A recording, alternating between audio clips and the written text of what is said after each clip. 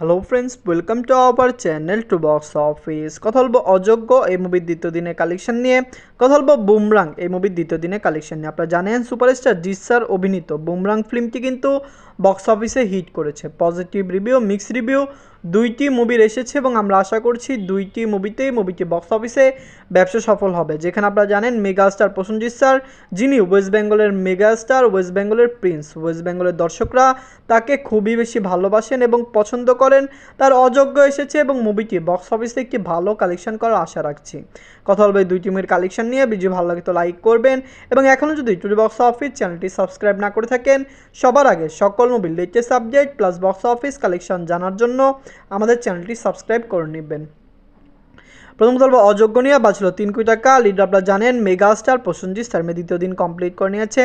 Megastar Prosenjit sir অভিনীত অযোগ্য ফিল্মটি box office থেকে ভালো কালেকশন করেছে। মেগাস্টার আপনারা জানেন যিনি কিন্তু কলকাতার প্রাণ, কলকাতার দর্শকরা তাকে অনেক বেশি ভালোবাসে। শুধু কলকাতায় নয়, বাংলাদেশেও তার ভালো ভক্ত রয়েছে, ভালো দর্শকরা তাকে সাপোর্ট করেন। তার ফিল্ম অবশ্যই সবার আগে প্রাধান্য পায়।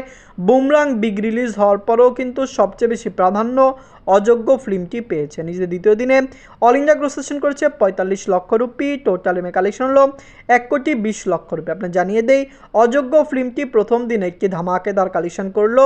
দ্বিতীয় দিনে মুভিটি ড্রপ দেখা দিয়েছে, কিন্তু মুভিটি লং টাইম রান করবে এবং অবশ্যই মুভিটি বক্স অফিসে 5 থেকে 7 কোটি রুপি প্লাস বিজনেস করবে। আপনার জানিয়ে দেই অযোগ্য ফিল্ম কিন্তু ন্যাশনাল মাল্টিপ্লেক্সে রিলিজ হয়েছে।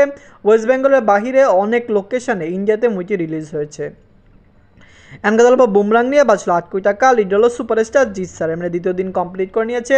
সুপারস্টার জিৎ স্যার অনেক দিন পর কমার্শিয়াল ধাঁচের ফিল্ম থেকে বের হয়ে সায়েন্স ফিকশন প্লাস কমেডি ফিল্মটি করে ফেললেন। দর্শকরা এই মুভিকে মিক্সড রিভিউ দিয়েছে, কিন্তু সায়েন্স ফিকশন ফিল্ম হওয়া সত্ত্বেও মুভিটি বক্স অফিস থেকে ভালো কালেকশন করতে পারে। আপনারা জানেন মুভি রিলিজ হওয়ার আগেই যে মুভির আলোচনা সমালোচনা হয়, অবশ্যই সেই মুভিটি বক্স অফিস থেকে ভালো কালেকশন করে।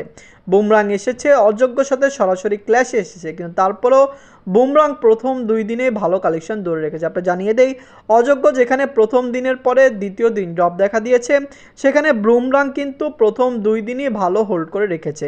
নিজের দ্বিতীয় দিনে যে ওয়েস্ট বেঙ্গল থেকে আয় করেছে 60 লক্ষ রুপি। টোটাল এমএ কালেকশন হলো 1,23,00,000 রুপি। আপনারা যদি এখনও বুমরাং না থাকেন দেখবেন, আমরা আশা করছি সুপারস্টার জিৎ স্যার যিনি বাংলার একজন বড় অ্যাক্টর, বাংলার দর্শকরা যাকে খুবই বেশি ভালোবাসেন এবং পছন্দ করেন, তার বুমরাং এলো, মুভিটি বক্স অফিস থেকে ব্লকবাস্টার কালেকশন করলো। দর্শকরা যদি সাপোর্ট করে অবশ্যই বুমরাং লাইফ টাইম একটি ভালো আয় করবে। আপনারা প্লিজ কমেন্ট করে জানিয়ে দিন বুমরাং অযোগ্য এই দুইটি মুভির মধ্যে সবচেয়ে সেরা বাংলা মুভি কোনটি, কোন মুভিটি এই ক্ল্যাশের উইনার হবে, প্লাস কোন মুভিটি একটি ব্লকবাস্টার কালেকশন এনে দিবে। ধন্যবাদ।